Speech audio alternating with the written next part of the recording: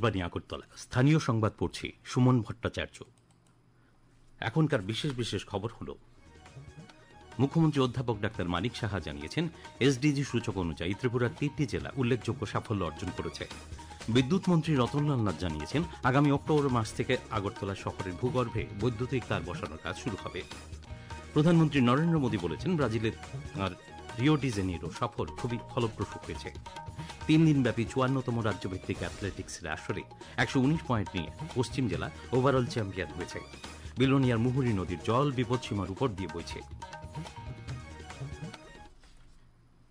এবারে বিস্তারিত সংবাদ। নীতি আয়োগের পক্ষ থেকে দ্বিতীয় পর্যায়ে 2023-24 জন্য উত্তর পূর্বের রাজ্যগুলিতে জেলাগত সুস্থায়ী বিকাশ লক্ষ্যমাত্রার সূচক সংক্রান্ত প্রতিবেদন প্রকাশ করেছে। প্রতিবেদন অনুসারে জেলাগুলিতে 85% সমন্বিত বৃদ্ধির হার স্পষ্ট হয়ে উঠেছে। এক্ষেত্রে মিজোরামের সব জেলা, পাশাপাশি সিকিম এবং ত্রিপুরার জেলাগুলিও সামনের সারিতে রয়েছে। মুখ্যমন্ত্রী অধ্যাপক ডাক্তার মানিক সাহা আজ সামাজিক মাধ্যমে জানিয়েছেন, এসডিজি সূচক 2023-24 ত্রিপুরার 3টি জেলা উল্লেখযোগ্য সাফল্য অর্জন করেছে। সূচক অনুসারে তৃতীয় স্থানে গোমতী, পঞ্চম স্থানে পশ্চিম এবং সপ্তম স্থানে দক্ষিণ জেলা। তাছাড়া রাজ্যের সবকটি জেলা ফ্রন্ট রানার শ্রেণীতে স্থান পাওয়ায় ত্রিপুরা 2030 সালের মধ্যে সুস্থায়ী উন্নয়নের লক্ষ্যমাত্রা পূরণ করতে সক্ষম হবে বিশ্লেষকরা আশাবাদী বলে মুখ্যমন্ত্রী উল্লেখ করেন। বিদ্যুৎ মন্ত্রী রতনলাল নাথ জানিয়েছেন, আগামী অক্টোবর মাস থেকে আগরতলা শহরের ভূগর্ভে বৈদ্যুতিক তার বসানোর কাজ শুরু হবে। আগরতলা পুরো এলাকার কাজ সম্পন্ন হওয়ার পর পরবর্তী পর্যায়ে খুমুলুং, উদয়পুর ও ধর্মনগর এলাকাতেও ধাপে ধাপে ভূগর্ভে বৈদ্যুতিক তার বসানোর কাজ শুরু হবে। তিনি জানান, রাজ্যে বিদ্যুৎ বিল প্রদানে আরও স্বচ্ছতা আনতে স্মার্ট মিটার বসানোর কাজ শুরু হয়েছে। আজ মুখ্যমন্ত্রী অধ্যাপক ডাক্তার মানিক সাহার বাড়িতে স্মার্ট মিটার বসানো হয়েছে। আগামী এক সপ্তাহের মধ্যে মন্ত্রিপরিষদের সদস্যদের অফিস ও বাসভবন সহ রাজ্যের 2700 জন বিদ্যুৎ নিগম কর্মচারীর বাড়িতে স্মার্ট মিটার বসানো হবে। তিনি জানান, এই মিটারগুলি অত্যাধুনিক প্রযুক্তিতে নির্মিত এবং গ্রাহক বান্ধব। অতিরিক্ত বিলের সম্ভাবনা নেই, বরং গ্রাহকরা নিজেরা তাদের বিদ্যুৎ ব্যবহারে সচেতন হবেন। বিদ্যুৎ বিভ্রাট ঘটলে তাৎক্ষণিকভাবে বিদ্যুৎ দপ্তরের সতর্কবার্তা পৌঁছবে, দ্রুত ব্যবস্থা নেওয়া যাবে। স্মার্ট মিটার থাকলে সৌর বিদ্যুৎ ব্যবহারের জন্য আলাদা নেট মিটার বসানোর প্রয়োজন নেই বলে বিদ্যুৎ মন্ত্রী জানান। রাজ্য পুলিশের মহানির্দেশক অনুরাগ আজ খোয়াই জেলা পুলিশ সুপার কার্যালয়ে জেলার 7টি থানা, একটি ফাঁড়ি ও 2টি টিএসআর ক্যাম্পের আধিকারিকদের নিয়ে পর্যালোচনা বৈঠক করেন। বৈঠক শেষে মহানির্দেশক সাংবাদিকদের জানান, রাজ্যের বর্তমান আইন শৃঙ্খলা পরিস্থিতি সন্তোষজনক। নেশা পাচার ও সড়ক দুর্ঘটনা হ্রাস পেয়েছে। চলতি বছরে অপরাধের সংখ্যা 8 থেকে 10%, যান দুর্ঘটনা হ্রাস পেয়েছে প্রায় 30%। हमारा जो क्राइम रेट है तो लास्ट ईयर के मुकाबले 10% से ज्यादा कम हुआ है। इसके अलावा जहाँ तक एनडीपीएस का सवाल है, ऑलरेडी लास्ट ईयर तो हमारे मेनली जो टैबलेट्स होते हैं, याबा टैबलेट्स, लास्ट ईयर पूरे साल में करीब 18.6 लाख हमने सीज की थी। इस बार ऑलरेडी हम 18 लाख सीज कर दिए। टोटल अमाउंट जो हमारा सीजन है वो करीब 20 करोड़ के करीब है। लास्ट ईयर जो अमाउंट था सीजर का करीब 18 करोड़ के करीब। পশ্চিম জেলার জেলাশাসক ডাক্তার বিশাল কুমার আজ আগরতলায় সাংবাদিক সম্মেলনে জানান, আগামীকাল আগরতলায় রাজ্যভিত্তিক প্রাকৃতিক বিপর্যয় মোকাবিলার মহড়া অনুষ্ঠিত হবে।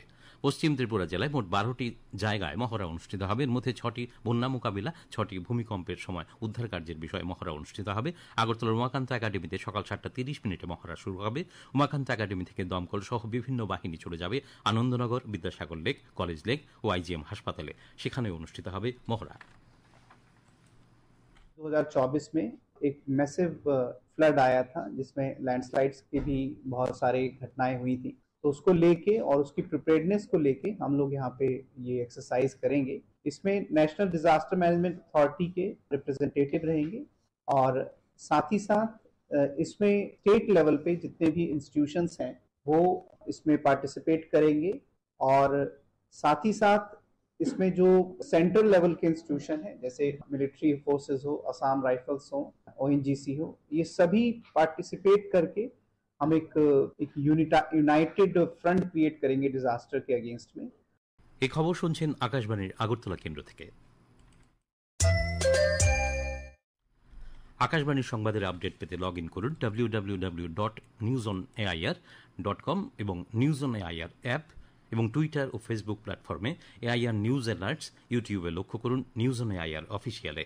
এছাড়াও আকাশবাণী আগরতলার সংবাদ আপডেট পেতে দেখুন টুইটার বা এক্স হ্যান্ডেলে আকাশবাণী নিউজ আগরতলা বা ফেসবুকে এআইআর নিউজ আগরতলা এবং ইউটিউবে আকাশবাণী নিউজ আগরতলা। প্রধানমন্ত্রী নরেন্দ্র মোদী বলেছেন, ব্রাজিলে তাঁর রিও ডি জেনেরো সফর খুবই ফলপ্রসূ হয়েছে। সামাজিক মাধ্যমে তিনি বলেন যে ব্রিক্স শীর্ষ সম্মেলনে বিস্তারিত আলোচনা হয়েছে। তিনি ব্রাজিলের রাষ্ট্রপতি এবং ব্রাজিল সরকারকে তাদের ব্রিক্স সভাপতিত্বের মাধ্যমে এই প্ল্যাটফর্মটিকে আরও কার্যকর করার জন্য প্রশংসা করেন।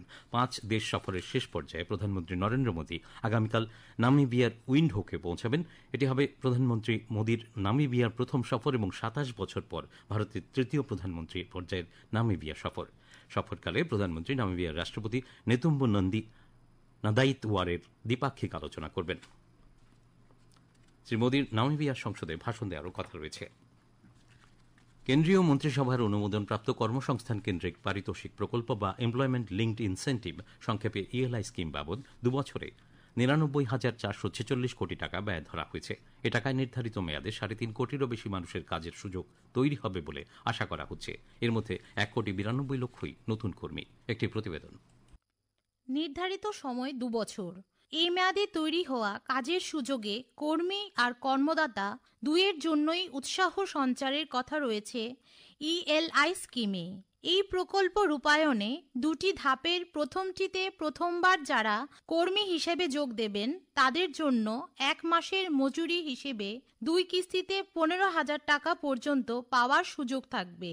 আর প্রথম কিস্তির টাকা পাওয়া যাবে 6 মাস কাজের পর।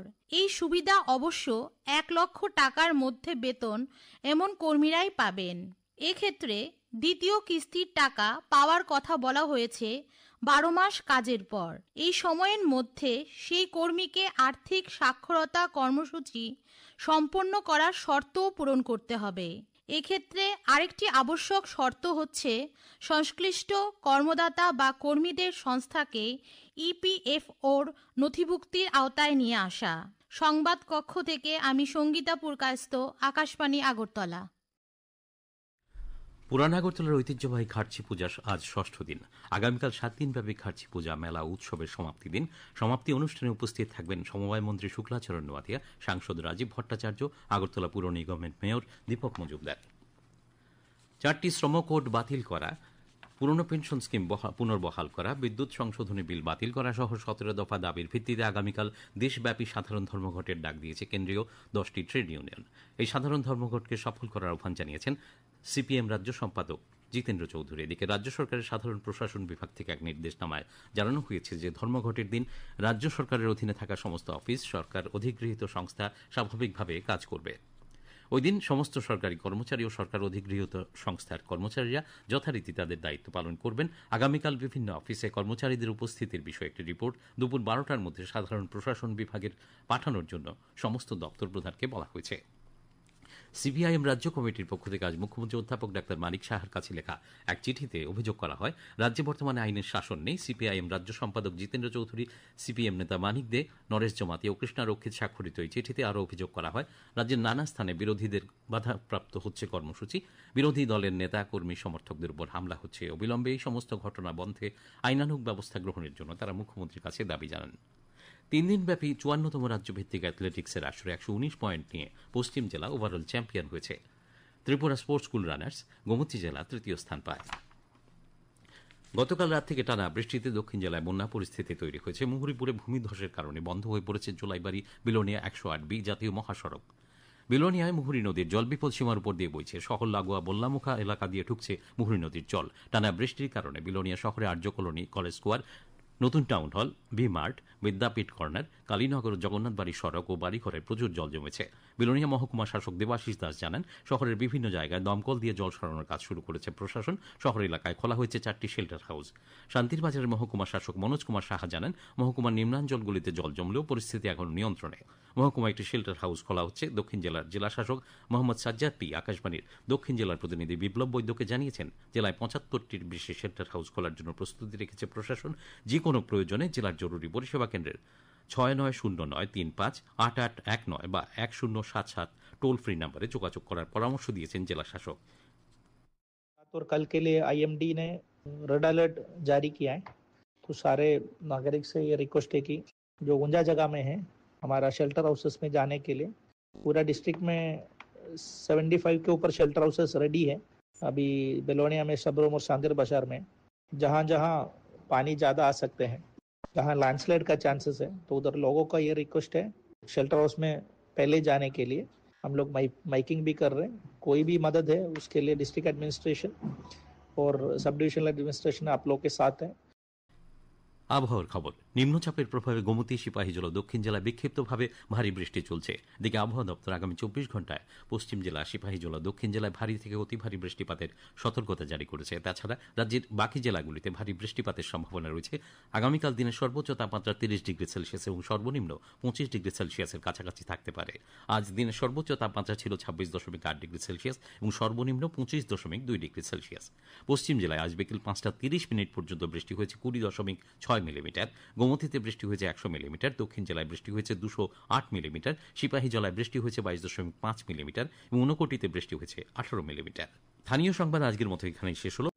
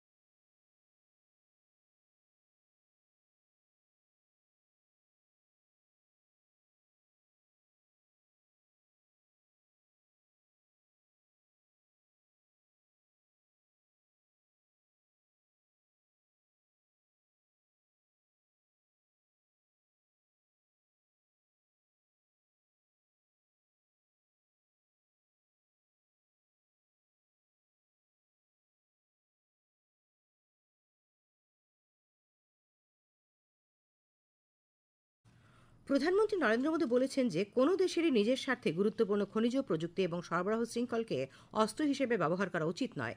রিও ডি জেনেইরোতে ব্রিক্স শীর্ষ সম্মেলনের সময় এক অধিবেশনে তিনি বলেন, গুরুত্বপূর্ণ খনিজ এবং প্রযুক্তিতে বৃহত্তর সহযোগিতার পাশাপাশি তাদের সরবরাহ শৃঙ্খলগুলিকে সুরক্ষিত এবং স্থিতিস্থাপক করার উপর মনোযোগ দেওয়া প্রয়োজন। তিনি বলেন, একবিংশ শতাব্দীতে মানুষের অগ্রগতি এবং কল্যাণ মূলত প্রযুক্তির উপর, বিশেষ করে কৃত্রিম বুদ্ধিমত্তার উপর নির্ভরশীল। এদিকে ব্রিক্স সম্মেলনের দ্বিতীয় দিনে আজ পরিবেশ, COP30 এবং বিশ্ব স্বাস্থ্য বিষয়ে রিও ডি জেনেইরোতে একটি অধিবেশন অনুষ্ঠিত হচ্ছে। প্রধানমন্ত্রী নরেন্দ্র মোদী এতে পরিবেশগত পদক্ষেপের প্রতি ভারতের গভীর প্রতিশ্রুতি পুনর্ব্যক্ত করবেন। তিনি জনগণের স্বার্থে এবং গ্রহের উন্নয়নের স্বার্থে ভারতের গৃহীত উদ্যোগগুলো বিস্তারিতভাবে বর্ণনা করবেন। তিনি আন্তর্জাতিক সৌর জোট, দুর্যোগ প্রতিরোধী পরিকাঠামোর জন্য জোট, জৈব জ্বালানি জোট, বিগ ক্যাট মিশনের উদ্যোগগুলি তুলে ধরবেন। পরে জলবায়ু অর্থায়নের উপর একটি কাঠামো ঘোষণা করা হবে। নেতারা সামাজিকভাবে নির্ধারিত রোগ নির্মূলের জন্য ব্রিক্স অংশীদারিত্বের সূচনা করবেন। তারপর প্রধানমন্ত্রী রাষ্ট্রীয় সফরের জন্য ব্রাজিলের রাজধানী ব্রাসিলিয়া যাবেন। ব্রাজিলে নিযুক্ত ভারতের রাষ্ট্রদূত দীনেশ ভাটিয়া জানিয়েছেন যে আগামীকাল প্রধানমন্ত্রীর সফরকালে 4টি সমঝোতা স্মারক স্বাক্ষরিত হবে। প্রধানমন্ত্রী নরেন্দ্র মোদীর পৌরোহিত্যে কেন্দ্রীয় মন্ত্রিসভার সর্বশেষ বৈঠকে এমপ্লয়মেন্ট লিঙ্ক ইনসেন্টিভ বা ALI স্কিমে অনুমোদন দেওয়া হয়েছে। এর লক্ষ্য কর্মসংস্থানের সুযোগ সম্প্রসারণ, বাস্তব জগতে প্রকৃত অর্থে দক্ষ হয়ে উঠতে কর্মীদের সহায়তা করা এবং একটি বিস্তৃত সামাজিক সুরক্ষা বলয় তৈরি করা। এ নিয়ে একটি প্রতিবেদন। এমপ্লয়মেন্ট লিঙ্কড ইনসেন্টিভ বা ELI স্কিম কর্মসংস্থান কেন্দ্রিক এই পারিতোষিক প্রকল্পটিতে বিশেষ অগ্রাধিকার দেওয়া হয়েছে উৎপাদন ক্ষেত্রকে। এর আওতায় প্রথমবারের কর্মীরা 15,000 টাকা পর্যন্ত এক মাসের মজুরি পাবেন।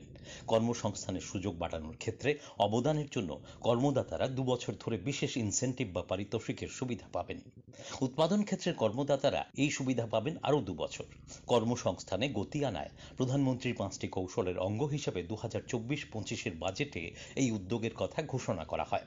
সামগ্রিকভাবে তখন 4 কোটি 10 লক্ষ তরুণ তরুণীর দক্ষতায়ন সহ বিভিন্ন বিষয় নিশ্চিত করার জন্য 2 লক্ষ কোটি টাকা বাজেট বরাদ্দ করা হয়েছিল। দুভাগে রূপায়ণ পরিকল্পনায় একদিকে কর্মীরা গুরুত্বের আওতায় থাকবেন, অন্যদিকে উৎপাদন ক্ষেত্রে কর্মসংস্থান বাড়ানোর ব্যাপারেও থাকবে বিশেষ নজর। এই সুবিধার ঘোষিত মেয়াদ চলতি বছরের 1 আগস্ট থেকে 2027-এর 31 জুলাই। সংবাদ কক্ষ থেকে সুমন ভট্টাচার্য, আকাশবাণী, আগরতলা। পৌর এলাকার নাগরিকদের জন্য পরিষেবা বৃদ্ধির বিষয় নিয়ে আজ আগরতলার পুর নিগমে এক বৈঠক অনুষ্ঠিত হয়। মেয়র দীপক মজুমদারের পৌরোহিত্যে অনুষ্ঠিত বৈঠকে বিশুদ্ধ পানীয় জল সরবরাহ নিশ্চিত করার বিষয়টি প্রাধান্য পায়। বৈঠকে উপস্থিত ছিলেন ডেপুটি মেয়র মনিকা দাস দত্ত, পুর নিগমের কর্পোরেটর এবং জোনাল চেয়ারম্যানগণ এবং পূর্ত ও পানীয় জল স্বাস্থ্যবিধান দপ্তরের আধিকারিকরা। আগরতলায় পশ্চিম ত্রিপুরা জেলা পরিষদের কার্যালয়ে আজ বাল্যবিবাহ সম্পর্কিত সচেতনতা বিষয়ে বৈঠক হয়। বৈঠকে উপস্থিত ছিলেন পশ্চিম ত্রিপুরার জেলা শাসক ডক্টর বিশাল কুমার, পশ্চিম ত্রিপুরা জেলা পরিষদের সভাধিপতি বিশ্বজিৎ শীল সহ বিভিন্ন দপ্তরের আধিকারিকরা। বৈঠকে জেলা শাসক বাল্যবিবাহ রোধের সচেতনতা বৃদ্ধির ওপর গুরুত্ব আরোপ করেন। প্রদেশ কংগ্রেসের উদ্যোগে আজ আগরতলায় চলতি জনগণের মধ্যে বিভিন্ন প্রজাতির গাছের চারা বিতরণ করা হয়। বিশ্ব পরিবেশ দিবস উদযাপনের অঙ্গ হিসেবে এই কর্মসূচি হাতে নেওয়া হয়েছে বলে জানান কংগ্রেস নেতৃবৃন্দ। সোনামুড়া মহকুমা হাসপাতালে আজ এক রক্তদান শিবিরের আয়োজন করা হয়। শিবিরে চিকিৎসক, নার্স ও স্বাস্থ্যকর্মীদের মধ্যে 21 জন স্বেচ্ছায় রক্তদান করেন। আসন্ন আদমশুমারির সময় স্বগণনার জন্য একটি বিশেষ ডেডিকেটেড ওয়েব পোর্টাল উপলব্ধ থাকবে। এটি 2027 সালের আদমশুমারির উভয় পর্যায়ের জন্য উপলব্ধ। সামাজিক মাধ্যমে ভারতের রেজিস্ট্রার জেনারেল এবং আদমশুমারি কমিশনার বলেছেন যে এটি দেশের প্রথম ডিজিটাল আদমশুমারি হবে এবং ইংরেজি, হিন্দি এবং আঞ্চলিক ভাষায় মোবাইল অ্যাপ ব্যবহার করে তথ্য সংগ্রহ করা হবে। এতে আরও বলা হয়েছে যে গণনাকারী এবং তত্ত্বাবধায়করা তথ্য সংগ্রহের জন্য তাদের নিজস্ব মোবাইল ডিভাইস ব্যবহার করবেন। এই আদমশুমারি দুটি পর্যায়ে পরিচালিত হবে। প্রথম পর্যায়ে আবাসন তালিকা এবং আবাসন শুমারি 2026 সালের এপ্রিল থেকে শুরু হবে। দ্বিতীয় পর্যায়ে করা হবে জনসংখ্যা গণনা। খেলার খবর। ত্রিপুরা ফুটবল অ্যাসোসিয়েশন পরিচালিত ঘরোয়া দ্বিতীয় ডিভিশন লীগ ফুটবল প্রতিযোগিতায় ঐকতান যুব সংস্থা অপরাজিত চ্যাম্পিয়ন এবং বীরেন্দ্র ক্লাব রানার্স হয়েছে। উমাকান্ত মিনি স্টেডিয়ামে আজ নৈশালকে অনুষ্ঠিত খেলায় বীরেন্দ্র ক্লাব ও নবোদয় সংঘের শেষ খেলা গোলশূন্য ড্র হয়। ফলে গোলের হিসেবে বীরেন্দ্র রানার্স হয়। পরে চ্যাম্পিয়ন দলের হাতে ট্রফি ও প্রাইজ মানি তুলে দেন মুখ্যমন্ত্রী professor doctor Manik Saha. Runners দলকেও trophy ও প্রাইজ মানি দেওয়া হয়। আবহাওয়া। আগামী 24 ঘন্টায় পশ্চিম সিপাহীজলা, গোমতী ও দক্ষিণ জেলায় ভারী বৃষ্টিপাতের সতর্কতা জারি করেছে আবহাওয়া দপ্তর। তাছাড়া রাজ্যের সব জেলায় বিক্ষিপ্তভাবে বৃষ্টিপাতের সম্ভাবনা রয়েছে। আগামীকাল দিনের সর্বোচ্চ তাপমাত্রা 32 ডিগ্রি সেলসিয়াস এবং সর্বনিম্ন 26 ডিগ্রি সেলসিয়াসের কাছাকাছি থাকতে পারে। আজ দিনের সর্বোচ্চ তাপমাত্রা ছিল 29.9 ডিগ্রি সেলসিয়াস এবং সর্বনিম্ন 25.9 ডিগ্রি সেলসিয়াস। শেষ করার আগে খবরের বিশেষ অংশগুলি আরেকবার। ঊনকোটি জেলার সবকটি তহসিল কাছারিতে আজ থেকে ই অফিস ব্যবস্থাপনা চালু হয়েছে। ট্রেন লাইনে ভূমিধসের ফলে লামডিং বদরপুর রুটে ট্রেন চলাচল বন্ধ। প্রধানমন্ত্রী নরেন্দ্র মোদী বলেছেন, কোনো দেশেরই নিজের স্বার্থে গুরুত্বপূর্ণ খনিজ, প্রযুক্তি এবং সরবরাহ শৃঙ্খলকে অস্ত্র হিসেবে ব্যবহার করা উচিত নয়। ঘরোয়া দ্বিতীয় ডিভিশন লীগ ফুটবল প্রতিযোগিতায় ঐকতান যুব সংস্থা অপরাজিত চ্যাম্পিয়ন এবং বীরেন্দ্র ক্লাব রানার্স হয়েছে। স্থানীয় সংবাদ আজকের মতো এখানে শেষ হলো। পরবর্তী বাংলা স্থানীয় সংবাদ শোনা যাবে আগামীকাল সকাল 7:35 মিনিটে।